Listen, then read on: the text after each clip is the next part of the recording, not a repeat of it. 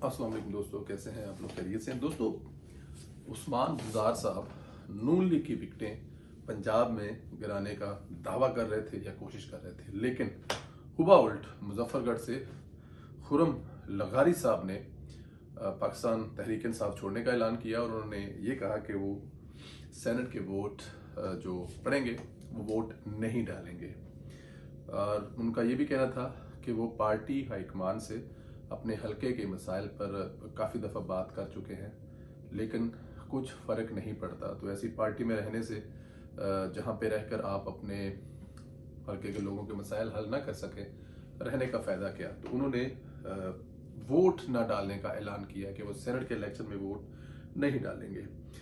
याद रहे कि ये जो साहब हैं नौजवान हैं और यूथ के लारों में आकर तहरीक इंसाफ में भी आए थे और उनकी बड़ी उम्मीदें थी कि इमरान खान साहब यूथ को लेकर चलेंगे, लेकिन ऐसा नहीं हुआ। यूथ को सबसे ज़्यादा इमरान खान ने डिसअपॉइंटेड किया, ये भी उनका दावा था। प्राइस कमेटी थी जो कि टास्क फोर्स होती है, उसके वो सरबराह थे, जिससे वो कुछ देर पहले इस्तीफा दे चुके थे, काम नहीं कर रहे थे एज अ सरबराह टास्क फोर्स, क्योंकि जाहिर है वो हुकूमत की जो पॉलिसियाँ उससे वो सेटिस्फाई नहीं थे। इमरान खान साहब ने किस किस को डिसअपॉइंटेड नहीं किया, लेकिन असल चीज़ ये है कि इमरान खान साहब के जो हलके के जो उनके MNA MPs हैं, उनके हलकों में बहुत मसाइल हैं।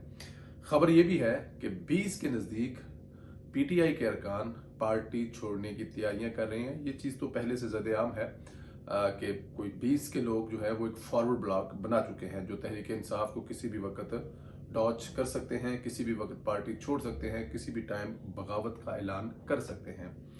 और अगर वो 20 PTI से निकल गया तो इसका मतलब है कि पंजाब में PTI की हुकूमत ही नहीं रहेगी।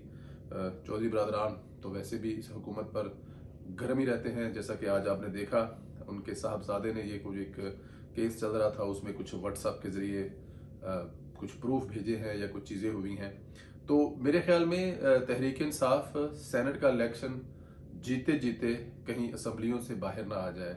जब आपने अवाम के मसाइल पर तवज्जो देनी ही नहीं, आपकी तमाम तर तवज्जो अपने मुखालफों को ज़ेर करने पर होगी, जैसे आपके मुखालफ जो हैं वो इसराइल या इंडिया से हैं, तो फिर आप अवाम के लिए क्या करेंगे?